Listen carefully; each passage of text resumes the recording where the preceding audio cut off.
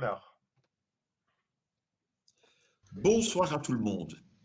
Aujourd'hui, je vais vous parler d'un phénomène qu'on connaît très mal.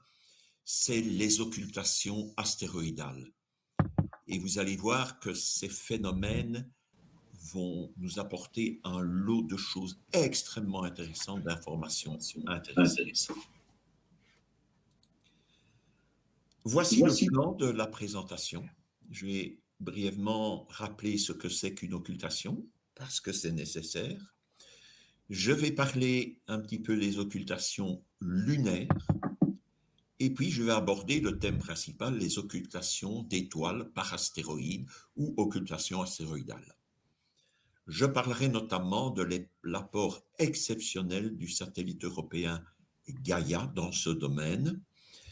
J'embrayerai et je vous rappellerai les intérêts scientifiques de ces observations, et vous allez voir que ça va être assez intéressant. J'aborde ensuite la façon d'observer ces phénomènes, les logiciels utiles, et enfin je terminerai par une invitation à observer deux phénomènes prochains.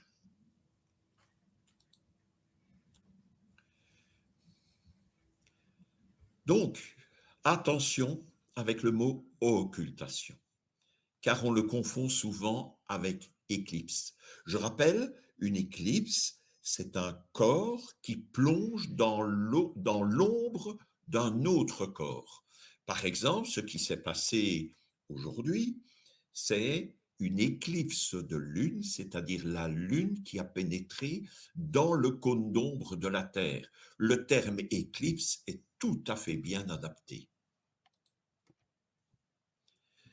Lorsque le corps qui cache le corps principal est assez petit, on ne parle pas d'occultation, mais plutôt de passage ou transit, parfois d'occultation partielle. Vous voyez ici une vidéo du transit de Vénus devant le Soleil en 2004, vidéo faite à Dourbe.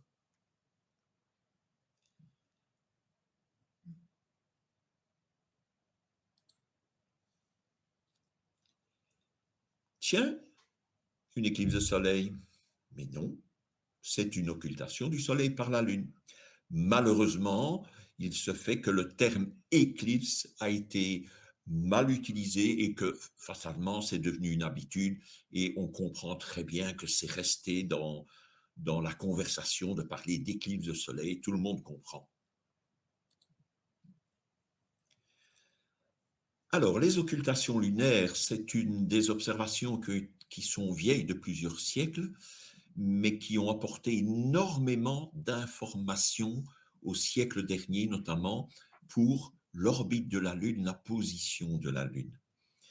À gauche, vous avez un phénomène qui se produit avant la pleine Lune. Par exemple, tout proche du premier quartier, vous avez une étoile qui semble circuler de A en B, mais non, c'est tout simplement la Lune qui se déplace.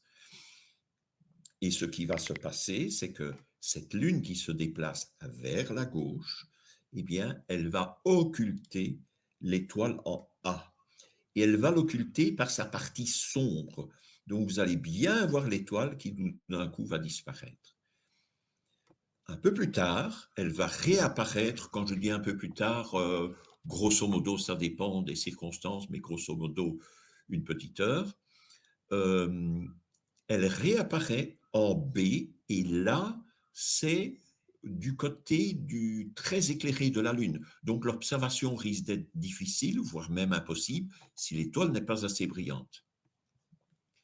À droite, l'image de droite, après la pleine Lune. Donc, par exemple, aux environs du dernier quartier, vous avez le même phénomène, une étoile qui semble aller de C en D. Donc, c'est la Lune qui se déplace en réalité. Le phénomène C, c'est-à-dire l'immersion de la Lune, on dit immersion, on dit début d'occultation, enfin soit, en C sera difficile à observer dû à la brillance de la Lune. Par contre, en D, la réapparition sera plus facile, l'étoile réapparaissant tout d'un coup. Alors attention, en D, ce qui est un peu difficile par rapport à A, c'est qu'on ne sait pas exactement où l'étoile va réapparaître, tandis qu'en A, on voit toujours l'étoile jusqu'au dernier moment. Oh, désolé, je reviens légèrement en arrière pour continuer ce que je voulais dire. On regarde de nouveau le panneau de gauche. Alors, dites-vous bien que l'étoile qui est occultée là, eh bien, elle est très lointaine. Par contre, la Lune est un objet très proche. Si vous déplacez sur la Terre, imaginez que nous descendions vers le sud, eh bien, l'étoile ne bougera pas de position, mais la Lune bien. Si vous descendez vers le sud, la Lune va sembler monter, être plus haute. Alors imaginez, la ligne d'occultation va descendre. Maintenant, imaginez que cette ligne d'occultation descende tellement qu'elle rase le bord lunaire en bas. Voilà ce qui se passe. C'est ce qu'on appelle une occultation lunaire rasante. Vous avez 6 flèches qui représentent la position de 6 observateurs sur Terre. Attention, ces observateurs sont très proches, quelques dizaines de mètres, pas plus. Regardez la position de l'observateur A. Pas de chance pour lui, il voit l'étoile tout le temps sans être occulté. Il a ce qu'on appelle un miss, donc un manque d'occultation.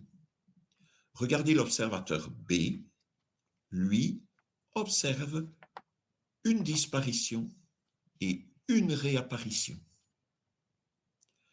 Idem pour l'observateur C, sauf que cette disparition et cette réapparition seront légèrement plus longues, la durée sera légèrement plus longue. Prêtez attention à l'observateur D. Bien à gauche déjà, cet observateur va voir l'étoile cachée par 2 proéminences, disparaître, réapparaître, disparaître et réapparaître à nouveau. Et puis plus loin encore, disparaître et réapparaître. 6 contacts pour cet observateur-là. À noter que l'observateur D, tout à la fin du parcours de l'étoile, rase un relief lunaire très proche. Il peut aussi se passer des choses à cet endroit. L'observateur E, maintenant, voyez qu'il observe aussi quelques phénomènes, notamment vers le milieu. Là, il rase une zone de la Lune qui est très proche et, regardez bien, à la fin de son parcours, l'étoile réapparaît dans une petite vallée, très peu de temps pour redisparaître de nouveau et réapparaître plus loin. Quand l'observateur F, un peu plus chanceux que l'observateur A, qui n'a rien vu, va quand même voir simplement une disparition et beaucoup plus tard une réapparition. Ce sont ces occultations lunaires rasantes qui ont permis énormément d'avancer en ce qui concerne le relief lunaire dans les années 50-60. Et maintenant, je vais vous partager une vidéo absolument exceptionnelle. Et ici, je dois remercier Benoît Goffin qui a assemblé 2 vidéos d'une occultation rasante que nous avons suivie. À gauche, vous avez l'enregistrement de Jean Bourgeois. Vous voyez la Lune, vous voyez la partie éclairée de la Lune à gauche, et vous voyez l'étoile, je vous montre l'étoile, là voilà l'étoile. Attention, ceci, ce sont des pitons éclairés de la Lune, le relief éclairé de la Lune. Et une petite étoile qui est là, c'est un compagnon de l'étoile principale de Gamma du Cancer. À droite, c'est la même vidéo, mais à un autre endroit. Et les observateurs étaient séparés seulement d'une 50aine de mètres, et vous allez voir que les phénomènes sont extrêmement différents. Donc ici, l'étoile qui va être occultée est là. Êtes-vous prêts pour le spectacle? Donc le temps est absolument synchronisé. C'est parti.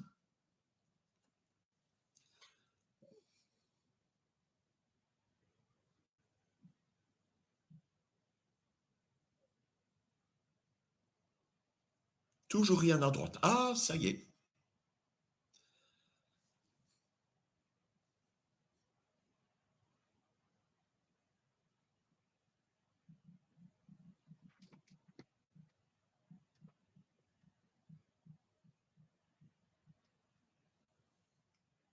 La vidéo dure 1 minute 30.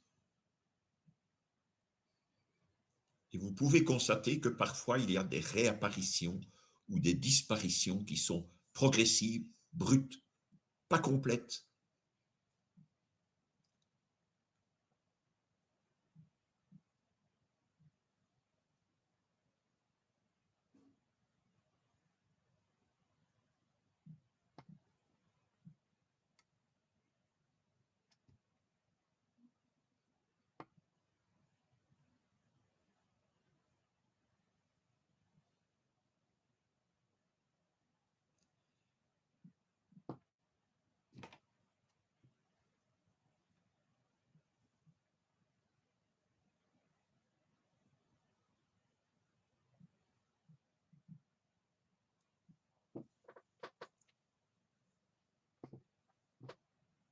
Voilà, c'est la fin de l'enregistrement. Voilà.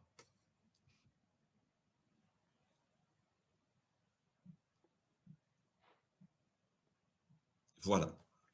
J'espère que ce spectacle vous a plu. Cette vidéo peut se retrouver sur YouTube. Voilà, c'est un bel exemple d'une occultation lunaire rasante. Aujourd'hui, ce genre d'observation est intéressant car voilà ce qu'on en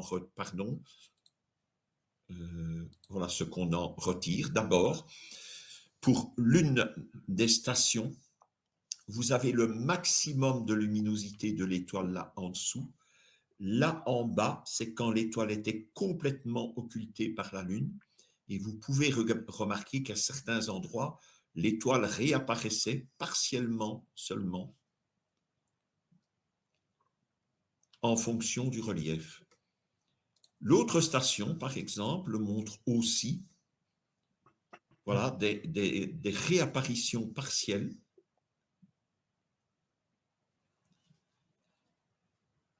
Alors, ce phénomène de réapparition partielle est dû au relief lunaire et au diamètre de l'étoile également. Ici, de cette observation-là, un graphique. Nous étions en fait 4 observateurs en Belgique et un observateur allemand qui ont observé exactement le même phénomène. La configuration pour l'observateur allemand est légèrement différente puisqu'il se trouve à un autre endroit. Et ces observations permettent d'affiner le relief de la Lune qui pourtant est extrêmement bien connu maintenant grâce aux satellites. Euh, un satellite américain qui tourne autour de la Lune et qui prend énormément de mesures d'altimétrie de ce satellite. Il y a quand même des petites différences et des petites surprises.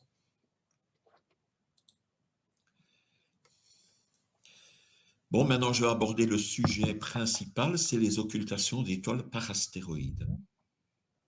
Donc n'hésitez pas si vous avez une question, si j'entends qu'un micro s'ouvre, voilà. Alors, il faut savoir que ces prédictions étaient extrêmement difficiles dans le passé. J'ai connu l'époque dans les années 70 où lorsqu'on faisait une prédiction, même pour un astéroïde bien connu, eh bien, il y avait des erreurs de 1000 km. Et il n'était pas impossible de suivre une année entière des occultations d'astéroïdes et de ne pas avoir de succès, je vais dire.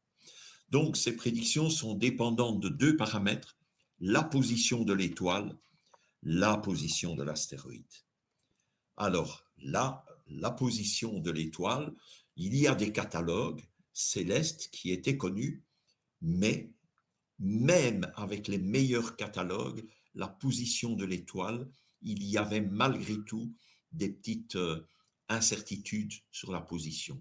Et ne parlons pas de la position d'astéroïdes, c'était encore bien plus catastrophique.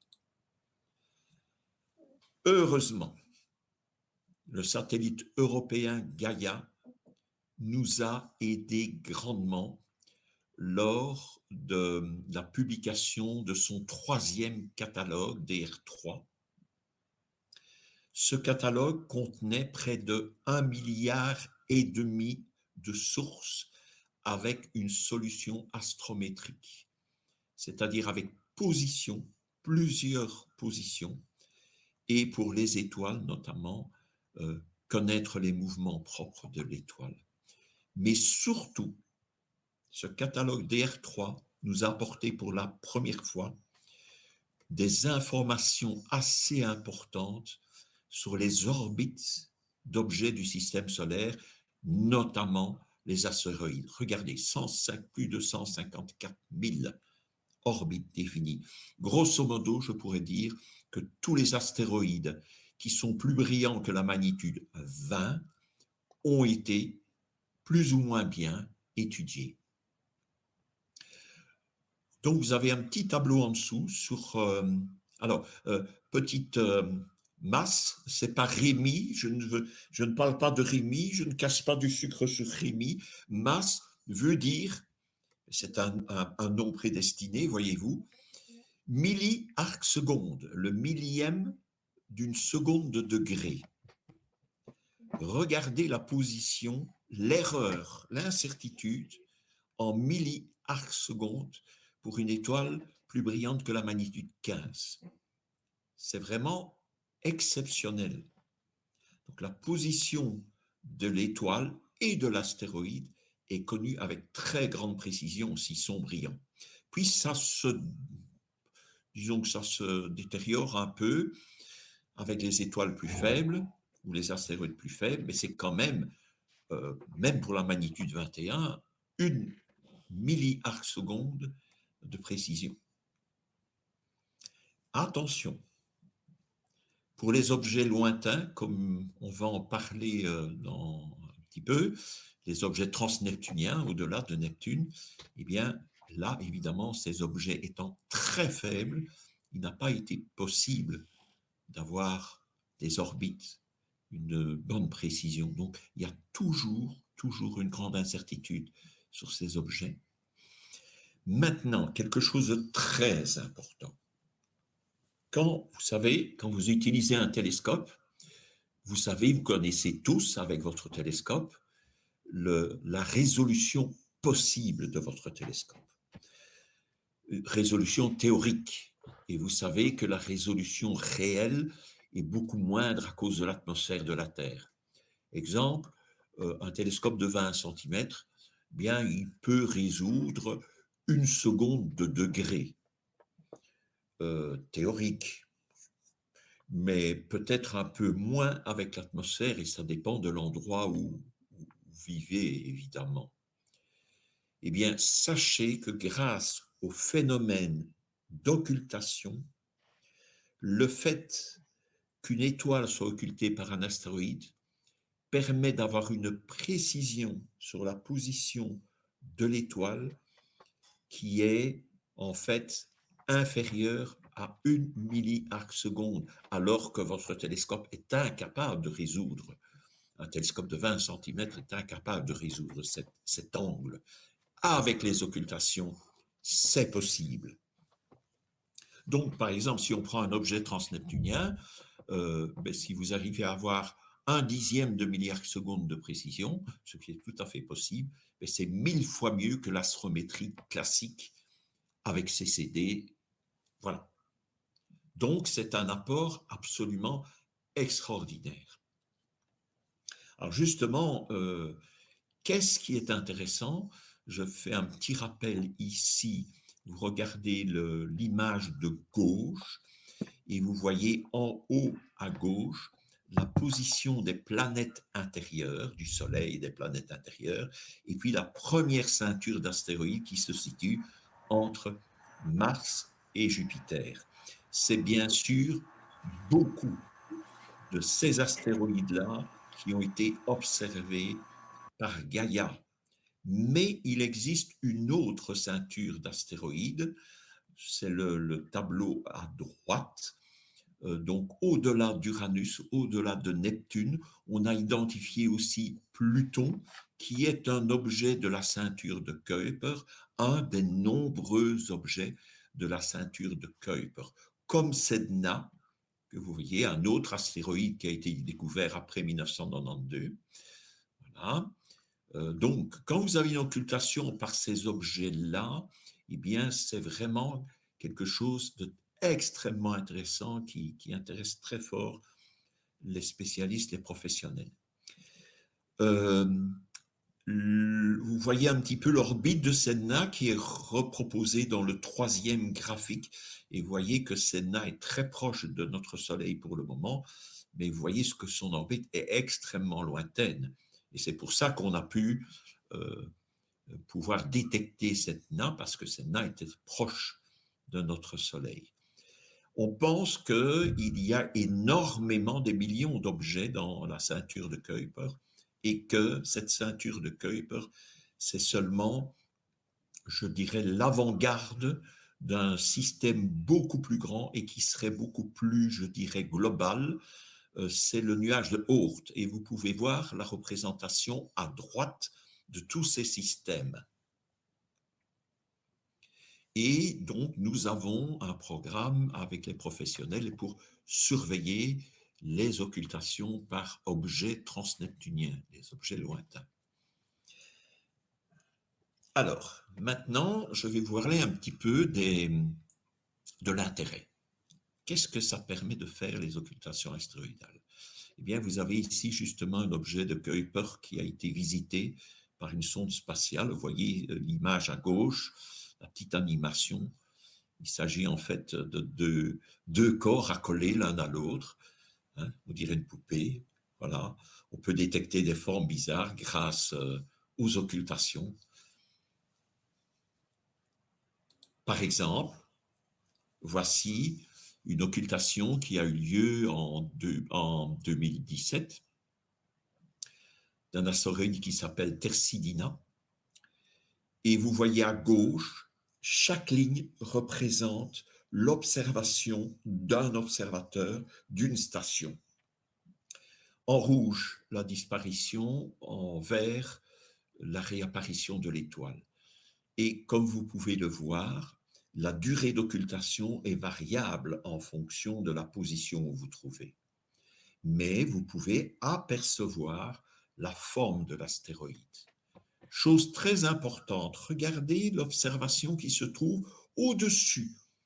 Pauvre observateur, il n'a rien vu. Il a vu tout le temps l'étoile. Et son observation sera pourtant extrêmement importante parce qu'elle oblige les modèles à ne pas dépasser cette zone. De même pour l'observateur en bas. Vous avez donc un résultat ici, diamètre et forme de l'astéroïde. N'oubliez pas une chose, les astéroïdes tournent sur eux-mêmes, c'est-à-dire avec le même astéroïde, une occultation qui aurait eu lieu 2 ou 3 jours plus tard, la forme de l'astéroïde aurait été différente. Alors, ces observations-là, maintenant, donc, permettent de bien positionner la position de l'étoile avec très grande précision, idem pour l'astéroïde. Et comme ces mesures astrométriques sont même plus aussi meilleures que celles de Gaïa, et parfois même meilleures, eh bien, ces observations ont un poids extrêmement important pour prévoir l'orbite des astéroïdes, de ces astéroïdes-là, et la position de l'étoile qui bouge avec le temps, n'oubliez pas. Un autre intérêt scientifique, c'est la découverte de satellites d'astéroïdes. Ça a été la grande surprise de la fin du XXe siècle. Imaginez que les astéroïdes avaient des satellites. Alors, ça a été, je dirais, observé avant qu'une sonde spatiale, euh, euh, euh, si mes souvenirs, c'est Galiléo qui était en route vers Jupiter, qui a observé un astéroïde qui s'appelait Gaspra et qui a détecté un satellite d'astéroïdes, la preuve formelle que les satellites d'astéroïdes existaient bel et bien. Il n'y a pas que ça. On a découvert, grâce au phénomène d'occultation, les anneaux autour de certains objets transneptuniens. Vous avez deux graphiques qui vous montrent les phénomènes, notamment à droite, vous voyez l'occultation d'abord partielle de l'étoile par les anneaux, avant l'occultation complète par Chariclo. Et puis de nouveau, une occultation par les anneaux, et on voit qu'il y a deux anneaux.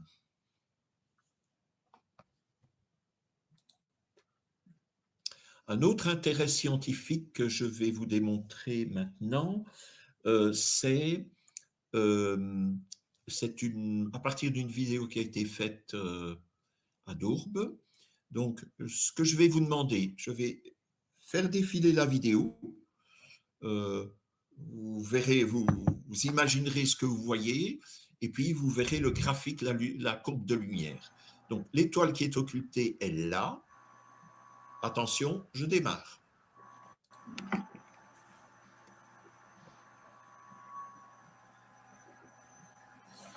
Il y a la scintillation, ça c'est tout à fait normal.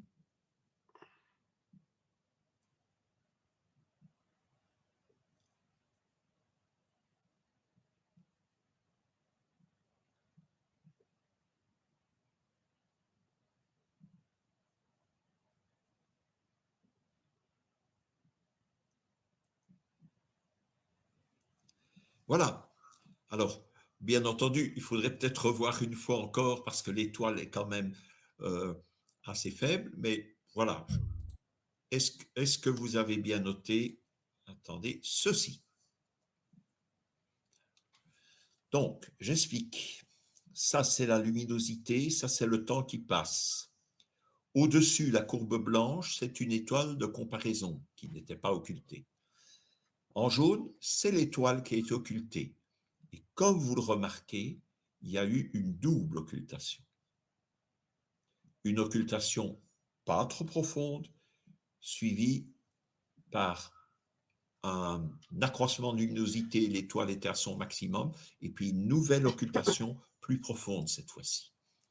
Alors, ce genre de courbe de lumière montre une duplicité de l'étoile qui était absolument inconnue, même par Gaïa, et on a une idée sur la séparation entre les deux composantes, et ça se chiffre en milliarcs-secondes, bien entendu.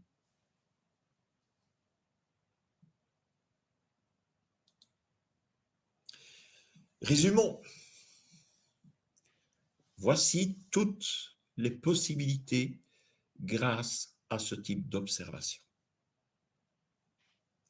Je rappelle que pour arriver à cela, il ne faut pas des grands télescopes.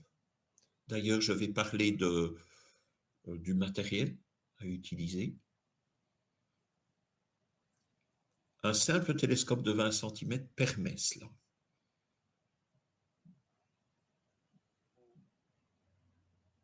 Tout simplement, un télescope plus grand, 30 cm, 40 cm, peut éventuellement voir des étoiles plus faibles et voir plus de phénomènes.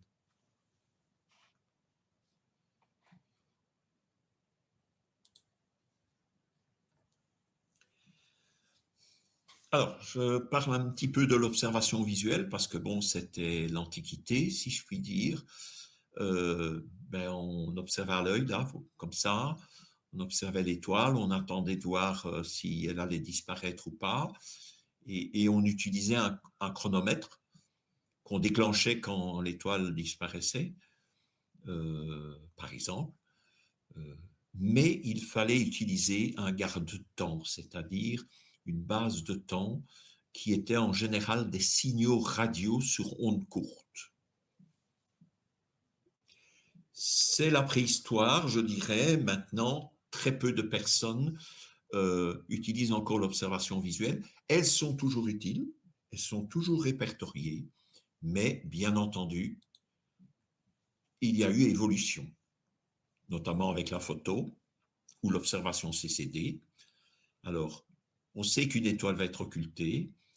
La caméra CCD a donc derrière un télescope et suit l'étoile. Les moteurs du télescope sont arrêtés. L'étoile défile et puis au moment d'occultation, voilà ce que vous voyez. Alors, si vous avez bien pris note du temps du début d'exposition et de la fin, on peut retrouver évidemment le moment de l'occultation. Je peux dire aussi que ça, c'est dépassé largement. De même, l'observation vidéo, la vidéo, voilà, là, il n'y a pas de problème. Là, vous avez un enregistrement que vous pouvez revoir, réduire à nouveau. Et ici, vous avez encore, je dirais, je ne vais pas en parler beaucoup, ce sont les caméras analogiques, comme la Wattec qui est représentée ici. Cette caméra était branchée sur un récepteur GPS, donc il recevait les signaux GPS pour avoir le temps extrêmement précis, et ce module était relié à un ordinateur qui mêlait et l'image vidéo, ce que vous avez vu dans les précédentes vidéos et que vous allez revoir encore. Donc, le fichier vidéo, ce sont des fichiers à vie, et ces caméras analogiques sont encore extrêmement utiles parce que très sensibles, plus sensibles que les caméras, un peu plus sensibles que les caméras actuelles, mais c'est déjà le passé. Aujourd'hui, il existe deux types de caméras CMOS dont le GPS est inclus. C'est-à-dire que le temps s'inscrit dans l'image de la caméra. Alors vous avez deux modèles de caméra. Une caméra à gauche qui n'est pas nécessairement, qui peut être utilisée pour des tas d'autres applications, notamment la photométrie, parce que c'est une caméra refroidie. Vous avez le prix et vous avez le type de fichier que ces caméras peuvent sortir. À droite, vous avez une caméra qui a été spécialement étudiée. C'est deux modèles de caméra qui a été fabriqué en Suisse, qui a été spécialement étudiée pour les occultations, mais cette caméra n'est pas refroidie parce que en occultation, vous utilisez des temps de pause très courts, donc ce n'est pas vraiment utile. Mais voilà, si vous ne possédez pas ces deux caméras, qu'est-ce que vous faites? Il y a une solution. Et là, j'ai avec moi Robert de 15, et Benoît aussi d'ailleurs, qui a fait beaucoup de tests avec une simple caméra d'ailleurs euh, euh, non pas monochrome mais couleur, voilà, qui fonctionne très bien, qui est très chouette, mais elle n'a pas la possibilité d'avoir le temps.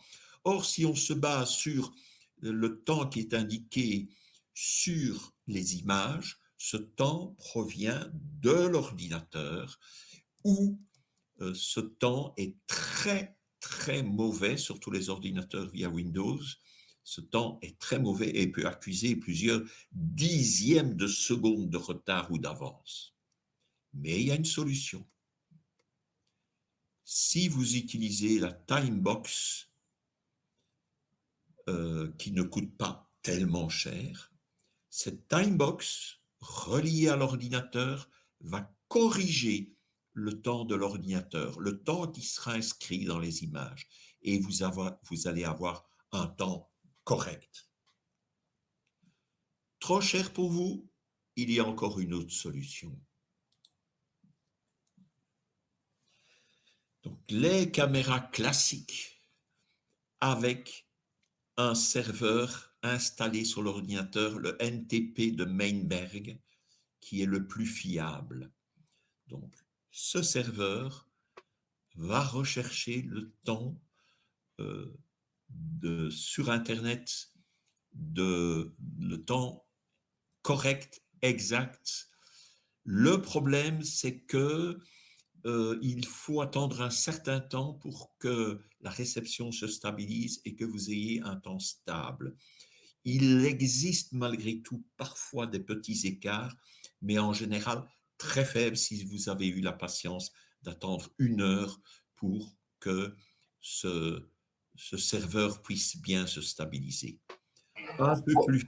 Roland, Oui, parfait. Vas-y. excuse-moi, juste pour te dire que, en fait, la solution, si on travaille avec la configuration telle qu'elle est installée par Meinberg, à ce moment-là, effectivement, ça va chercher le temps sur Internet. Et à ce moment-là, c'est pas bon du tout, parce que comme on avait testé à l'époque, à chaque fois que tu allumes la machine, eh ben, l'écart, il est différent. Donc, on ne sait jamais quel est l'écart par rapport au temps réel. En revanche, grâce à, je ne sais plus, c'est Karim Tapioles, il a indiqué en fait ce qu'il faut rajouter dans le fichier de configuration. Et ça te permet alors à Meinberg d'aller chercher directement par GPS le satellite. Et là, à ce moment-là, comme tu dis, après un certain laps de temps, là, tu as une heure correcte et toujours la même. Voilà, c'est ce que je Voilà, voulais merci de préciser. préciser. Ouais. Et évidemment, toi, tu utilises aussi une clé USB GPS. Oui, avec Meinberg, il faut qu'il y ait la clé USB, pardon, le GPS, sinon, D'accord. effectivement, ça n'a Donc, pas. ça, Voilà. c'est absolument obligatoire. Oui, après, Voilà. j'ai aussi un. Bah, de toute façon, tu le sais, j'ai un document que je peux fournir à tout qui serait intéressé. Absolument, oui. Ceux qui seraient intéressés Voilà. pour pouvoir dépenser le moins d'argent, évidemment, tu seras fort utile hein, puisque tu as fait un document à ce sujet-là. C'est extrêmement important. Maintenant, la timebox que j'utilise, tu branches la timebox et 30 secondes maximum après, tu as 17 satellites qui te donnent une heure qui est parfaite. Donc, il n'y a pas photo. Et franchement, la timebox n'est pas chère du tout. Oui, ok. Voilà. Alors, il faut dire que Robert a vraiment eu beaucoup de chance. Il a reçu une caméra en près de l'Observatoire de Paris, une time box de l'Observatoire de Paris, voilà, qui lui permet de faire des essais. Et Alors, si on me la reprend, t'inquiète pas, je vais l'acheter. oui, je comprends. Je peux plus m'en passer. Alors, je parle aussi d'un logiciel qui s'appelle SharkCap, qui est gratuit. Il est aussi payant, mais il est gratuit et largement suffisamment pour les applications occultation, voilà, qui gère ces caméras, quoi. Alors, je vous propose une dernière vidéo. Euh, alors, pourquoi je vous propose une dernière vidéo? Bon, ben, d'abord, voilà, vous avez la date. Euh, Zut, j'ai démarré la vidéo, je ne voulais pas la démarrer, c'est pas grave. Je reviens en arrière.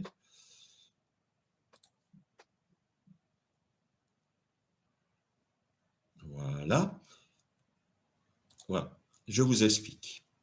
La flèche vous indique l'étoile qui va être occultée. Mais si vous regardez bien, cette étoile est légèrement allongée.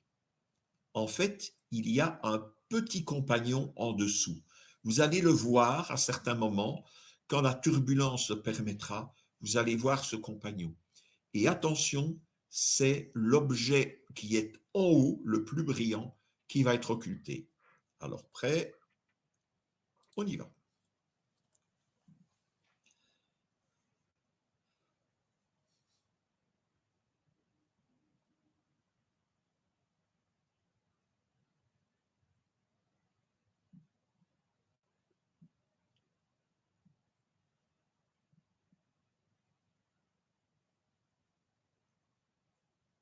Voilà, vous avez eu une durée d'occultation assez longue qui montre que le diamètre de l'astéroïde était assez important ou que l'astéroïde était extrêmement lent. Je vais vous parler maintenant des logiciels utiles, mais je voulais vous signaler que ces logiciels, ceux que je vous montre, sont tous gratuits. Donc, pas de souci à avoir. Je vous parle d'abord des logiciels utiles pour les prédictions. C'est un logiciel, ce sont des logiciels qui vous permettent, pour votre site, bien entendu, vous devez déterminer une position géographique, hein, pour votre site, vous montre une liste de phénomènes visibles. Voilà une liste pour mon site, par exemple. Alors, cette liste montre d'abord un petit rectangle de couleur. Rose veut dire que l'occultation n'est pas, ne sera pas, risque de ne pas être positive pour votre site, mais que la possibilité d'avoir une occultation existe quand même, parce que nous sommes dans la bande d'erreur de calcul de la zone d'occultation. En bleu, par contre, ça indique que vous êtes dans la zone d'occultation. Et très souvent, si ce sont des astéroïdes bien connus, comme c'est le cas des tels que vous voyez là en haut, eh bien, les bandes d'erreur sont très petites et vous êtes presque certain d'avoir une occultation.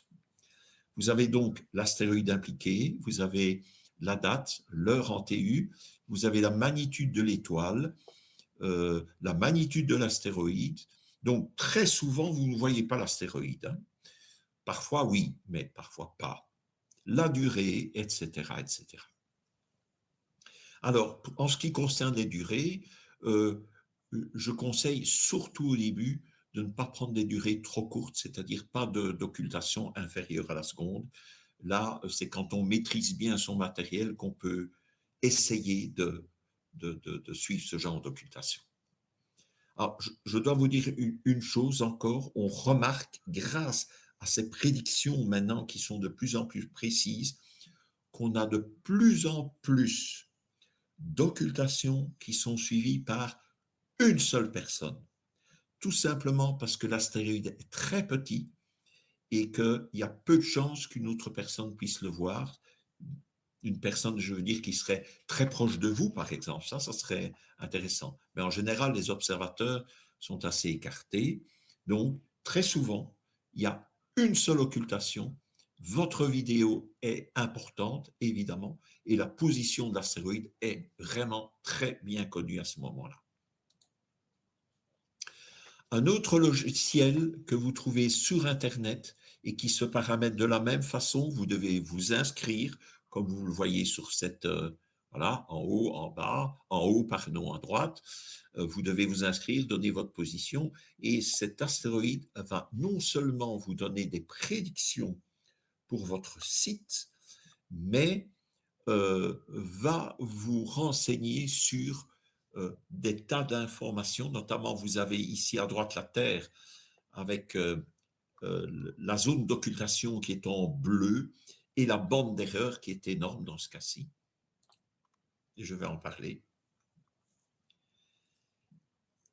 Car ça sera une proposition d'observation que je vous ferai, je vous en parle dans quelques instants. Là, vous avez toutes les informations sur l'étoile, sur l'astéroïde, quel type d'astéroïde il s'agit, quel type d'objet, le spectre de l'étoile également. Là, voilà. Alors, je vous ai parlé des logiciels de prédiction. Je vais vous parler maintenant des logiciels de réduction. Mais d'abord, le logiciel occulte, toujours gratuit, qui a été développé par un astronome amateur australien, fait les deux. C'est un logiciel qui permet de prévoir les occultations pour votre site, y compris les occultations lunaires, mais aussi de pouvoir réduire une observation.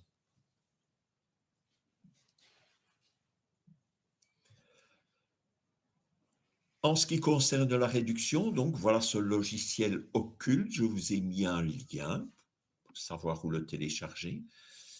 Mais on utilise les graphiques que vous avez vus précédemment. C'est tiré du logiciel Tangra, qui est très pratique, très intéressant, beaucoup plus convivial, je dirais. Il existe aussi le logiciel PyMovie, Pyot, qui est un peu plus compliqué à utiliser. Et de plus, vous pouvez utiliser vous pouvez voir d'autres logiciels utiles en utilisant la dernière ligne, la dernière adresse.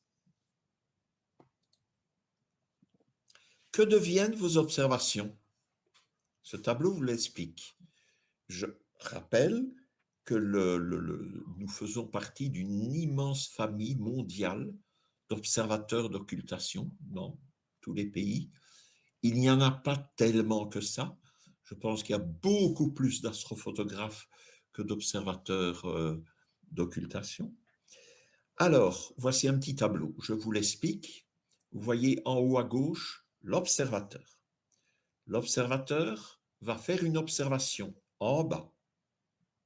Lorsqu'il a fait son observation, en général des observations vidéo, il va réduire son observation grâce au logiciel dont je vous parlais.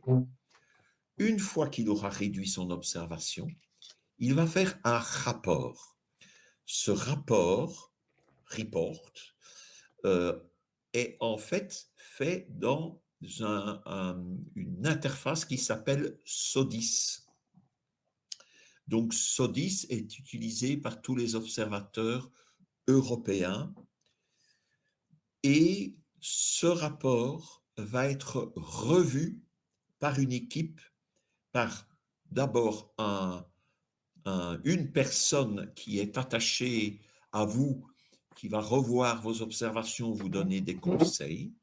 Donc, cette personne qui s'y connaît dans la réduction des données, qui est lui-même en général un observateur, va vous faire éventuellement, va vous donner des conseils quant à votre réduction. Il va peut-être vous demander de modifier vos paramètres pour refaire une réduction. Et lorsqu'il accepte votre nouvelle réduction, eh bien, et c'est inclus, votre observation est inclue dans SODIS. Ensuite, ces occultations sont exportées vers où? Eh bien, vers l'extérieur, vers d'abord le centre de données stellaire de Strasbourg que vous connaissez, notamment les courbes de lumière grâce à Visir. Vous retrouvez votre courbe de lumière là-bas. Vous avez évidemment les données qui sont prises par la NASA au niveau des astéroïdes, des étoiles, etc. Et vous avez aussi par le MPC.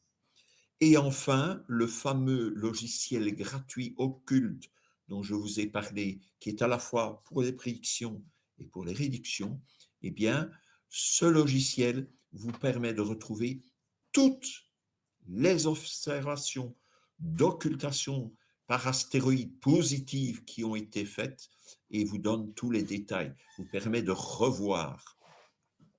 Et enfin, il y a une autre base de données qui s'appelle Cora, qui garde aussi, qui est un double, je dirais, de toutes ces informations-là.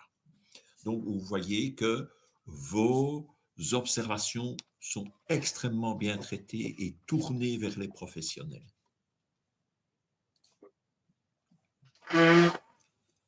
Pour terminer, je vous invite à 2 observations.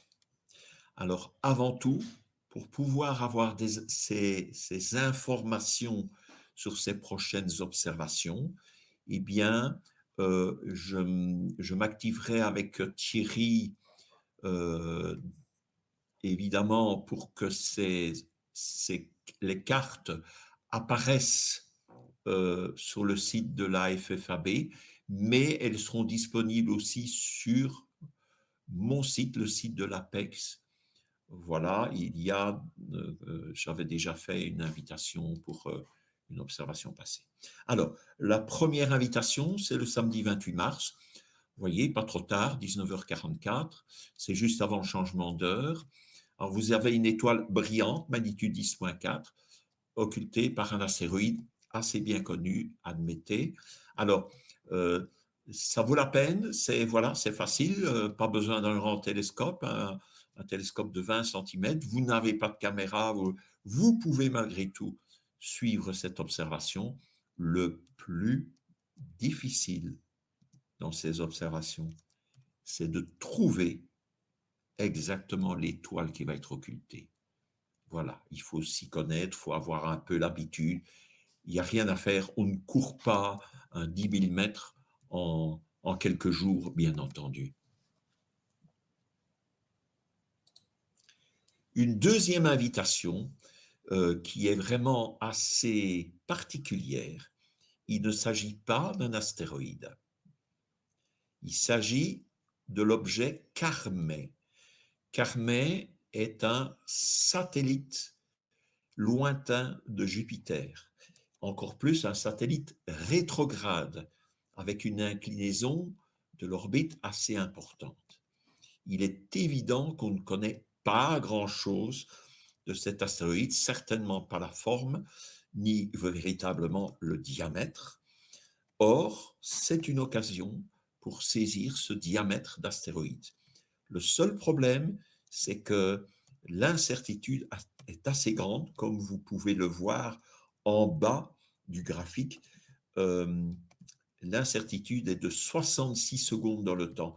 Donc, il faut commencer, bien entendu, l'enregistrement vidéo bien 2 minutes à l'avance, 2 minutes avant le temps prévu et le terminer 2 minutes après. Mais la durée d'occultation sera assez longue quand même, 2,7 secondes.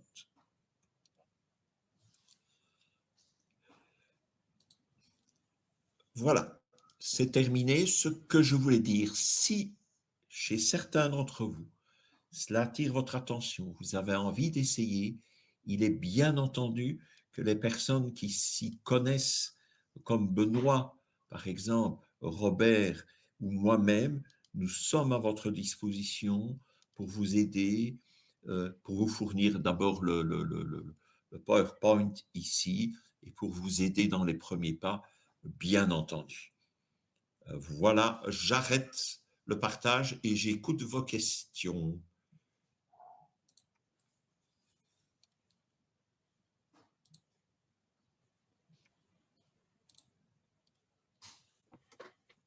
Merci Roland en tout cas pour cette présentation et on attend vos questions.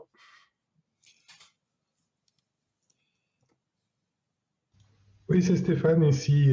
J'ai une première question qui est de l'ordre technique. Quand tu utilises le boîtier de chez Sheiliak, comment est-il connecté à la caméra et au PC? C'est par Non, il est USB? connecté à l'ordinateur. Robert, tu peux confirmer? Robert? Il est connecté à l'ordinateur. Oui. Il va transformer le temps Windows de l'ordinateur. Et par quel moyen il est connecté? Par un USB ou autre chose? USB. Ok, d'accord. Merci.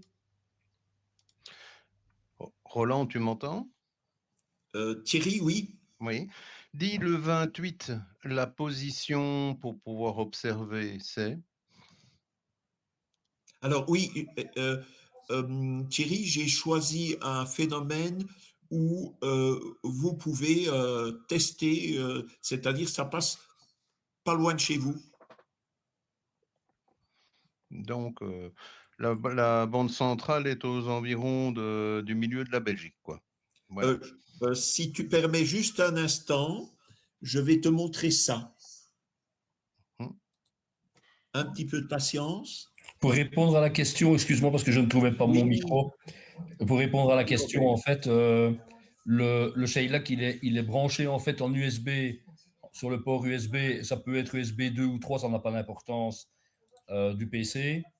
Et alors, il y a une antenne qui est connectée avec une fibre et qui part vers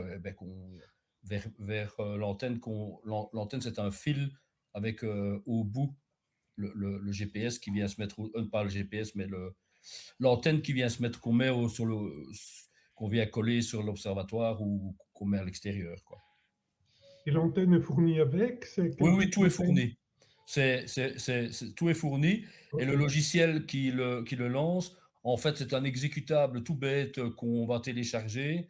On le démarre et c'est fini. Il faut juste définir un port COM, mais il le trouve directement. Donc, c'est hyper facile. Par rapport à Mindberg, c'est vraiment hyper simple. Et après une vingtaine de secondes, 30 secondes, parfois même plus vite, il trouve 15, 16, 17 satellites pour avoir un temps et il indique alors l'offset par rapport au temps universel, par rapport à la clock. Donc, la clock de Windows est corrigée automatiquement. Okay, avec Mindberg, il faut beaucoup plus de temps. Il faut compter au moins 30 minutes à 40 minutes pour avoir la stabilité. Mais chez Ilac, c'est génial. Super, merci. Avec plaisir. Rémi, pour répondre à Thierry, je vais repartager mon écran. D'accord? Pas de problème, oui, tu as toujours la possibilité.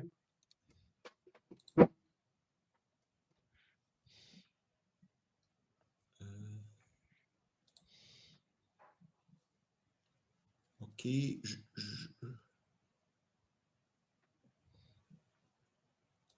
voilà. Voilà, je lance le partage.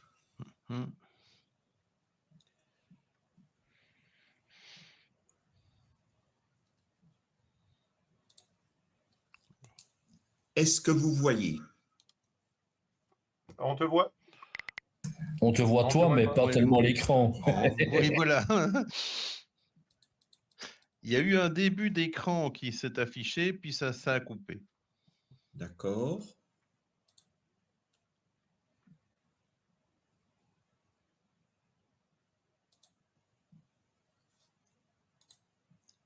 Voilà. Ouais, ça vient. Voilà, on y est. Ouais, c'est bon. Ouais, ok. Et donc, la ligne. Vous voyez le tableau? Oui, on le voit. Donc, c'est le logiciel donc Occult Watcher dont je vous parlais, qui permet de prédire pour votre site les occultations qui sont accessibles à vous. Bien entendu, ça dépendra de votre instrumentation aussi, et bien entendu de la météo.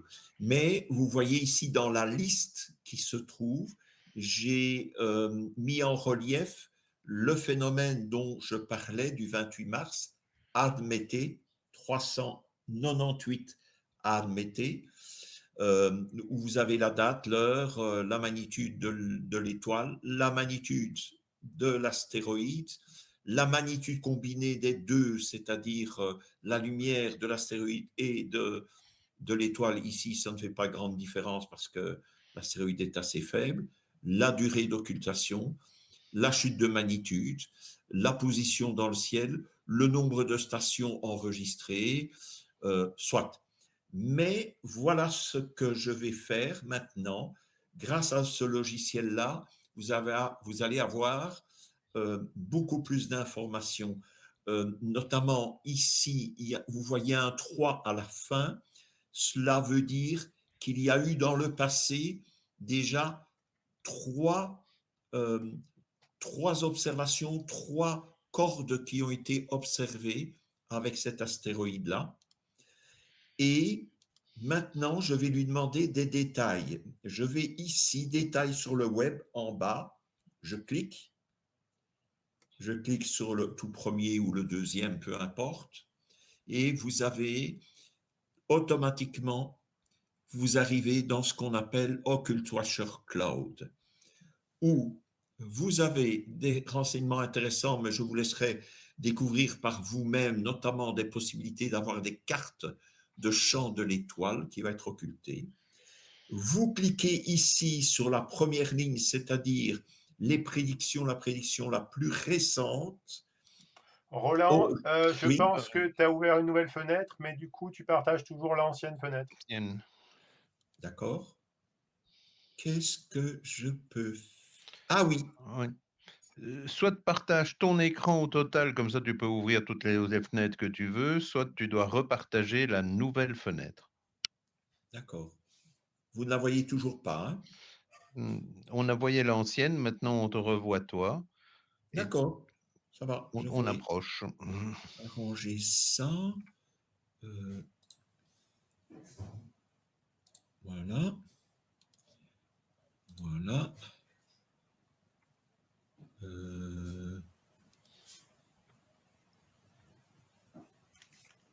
Ah. Attends, je pense que...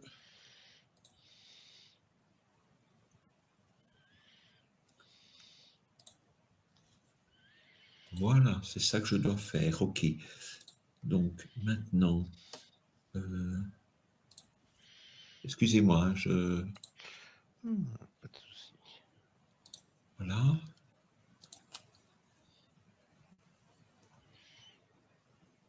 Nouveau dans l'écran d'Occult Watcher, là.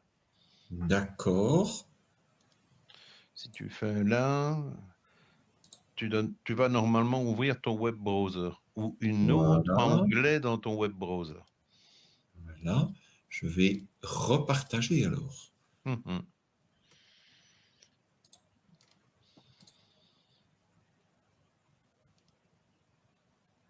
Alors. Cette fenêtre ne s'ouvre pas. J'ai Ce n'est peur. pas un onglet dans ton web browser qui est déjà ouvert, tout simplement. Si. Voilà, donc si tu affiches le contenu, tu sélectionnes le web browser et puis tu sélectionnes la fiche. Ou tu copies tout l'écran parce qu'alors là, ça, ça te simplifie la vie. Oui.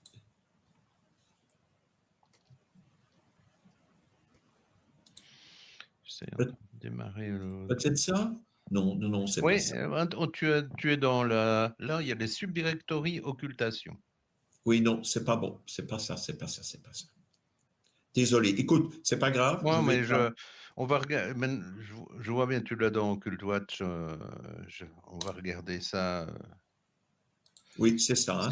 Donc, C'était la question que je me posais en disant, tiens, il faut se déplacer de combien pour pouvoir aller le voir, c'était ça. voilà, mais je vais te répondre maintenant de suite. Mais si vous ne le voyez pas, vous m'en voulez pas, mais je vais vous le décrire simplement.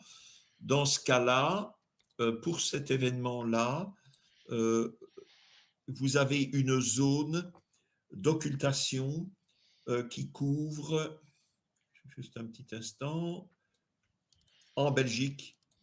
Je ne parle que de la Belgique.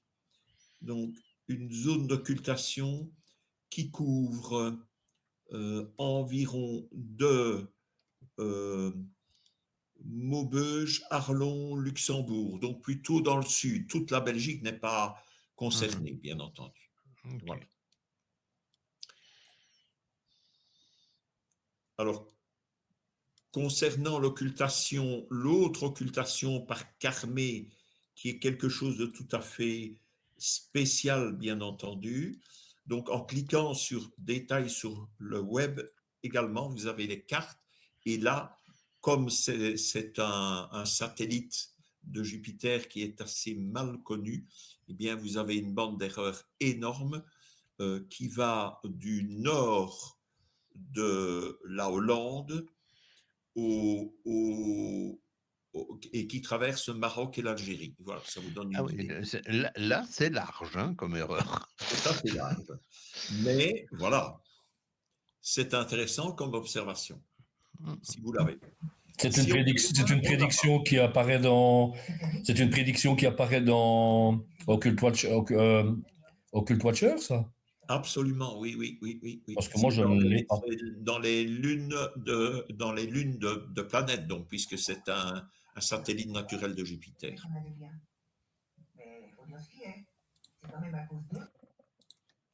Voilà. Je reviens, je coupe mon partage. C'est bon, c'est fait.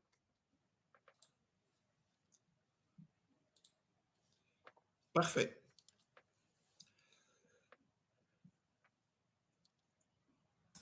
Bon. Bon, si personne n'a plus de questions, je vais couper l'enregistrement alors. Oui, hein. Merci beaucoup.